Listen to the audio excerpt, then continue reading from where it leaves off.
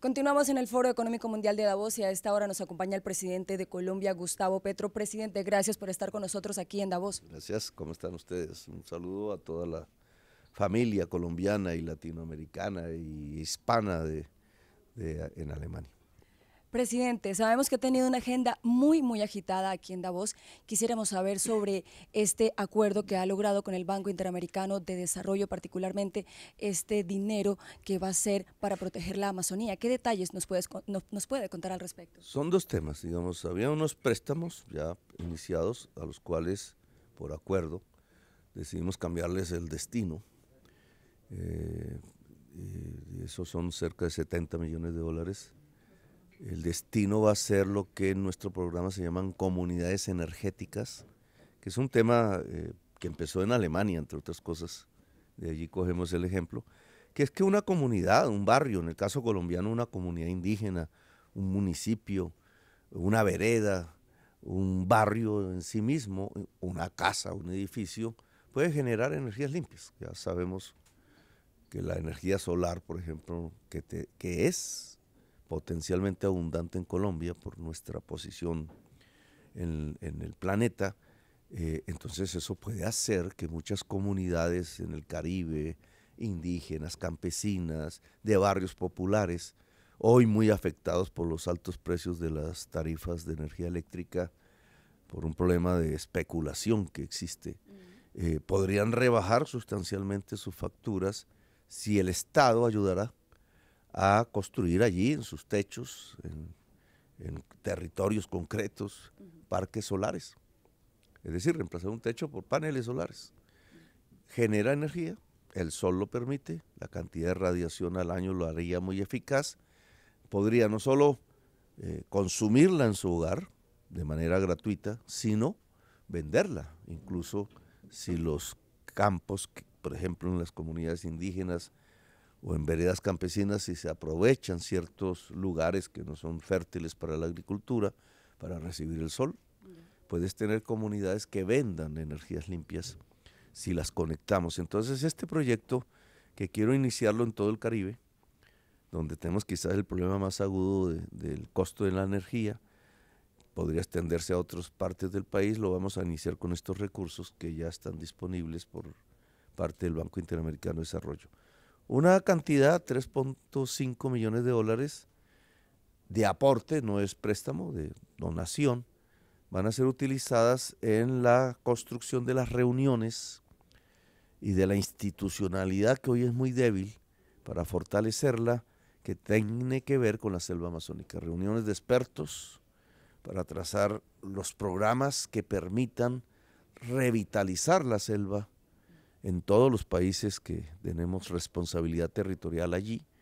Brasil obviamente el más grande, el nuestro es el más biodiverso, y quizás financiando las fuerzas sociales, las personas que viven en la selva amazónica, sean comunidades indígenas, sean campesinados mestizos de colonos, incluso algo de empresarios que vieron, sobre todo los últimos, que de quemar la selva era progreso, hoy puedan ver que dejar crecer la selva sea el progreso. Pero eso necesita unos dineros, un fondo, una permanencia durante unos 20 años para lograr esos ciclos vitales que se puedan renovar. Y el Banco Interamericano nos va a ayudar en estos meses, de aquí a mayo, a hacer las reuniones, las conferencias. Parece que el lugar más adecuado va a ser Leticia Tabatinga, Colombo brasilero. Ya he hablado con el presidente del Brasil de este tema, con el de Venezuela, con el de Surinam. Hay una expectativa mundial. El próximo foro de Davos va a girar en uno de sus temas centrales alrededor del tema de la selva amazónica. Es un tema que ha cogido, digamos, una gran carta geopolítica que América del Sur ha puesto sobre la mesa. He tenido el placer de liderarlo, pero creo que ahora ya todos los países amazónicos contamos con una enorme carta de negociación, porque salvar la selva amazónica hoy es la tercera política más importante para superar la crisis climática que agobia a toda la humanidad. Y presidente, sobre la paz, usted tiene un ambicioso plan de paz paz total, le ha llamado usted. ¿Qué tanto afecta este plan, la posición que ha asumido el ELN al respecto? No solo el ELN, diferentes factores del país. El país está acostumbrado a vivir una guerra eterna, una violencia perpetua, unas veces con más dimensión, otras veces con menos. De vez en vez se han dado unos procesos de paz exitosos pero parciales. En el que yo participé, por ejemplo, cuando tenía 30 años, porque yo era miembro del movimiento 19 de abril, el que se hizo en el gobierno de Santos con la FARC, pero ambos han sido parciales, digamos, han logrado el uno, la Constitución de Colombia y elegir un presidente ahora. El otro, problemas, digamos, no, porque el gobierno que siguió decidió no implementar ese acuerdo. Y van 300 muertos, por ejemplo, de excombatientes firmantes. Y una recreación de la violencia a lo largo y ancho del país. Entonces, he puesto otra metodología. Es inédita, es compleja y difícil, porque es difícil salir de un país de décadas de violencia hacia una era de paz. Pero esa metodología consiste en no abordar una discusión exclusivamente con una organización, sino con todas. La mayoría de ellas ya inmersas en el problema del narcotráfico es hablar con organizaciones multicrimen, ya muy alejadas de hace 40 años, cuando era guerrillas insurgentes que querían cambiar al Estado. Aquí lo que tenemos en buena parte del territorio nacional es organizaciones que viven del crimen y que quisieran mantenerse así. Hay unas circunstancias que han cambiado alrededor de este tema de las drogas, que abre como una ventana. Y esa ventana se llamará desmantelamiento pacífico del narcotráfico en Colombia. ¿Es posible?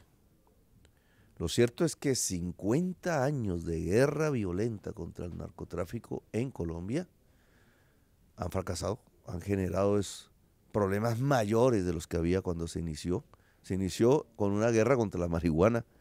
Hoy en Estados Unidos están muriendo 100,000 personas al año por fentanilo.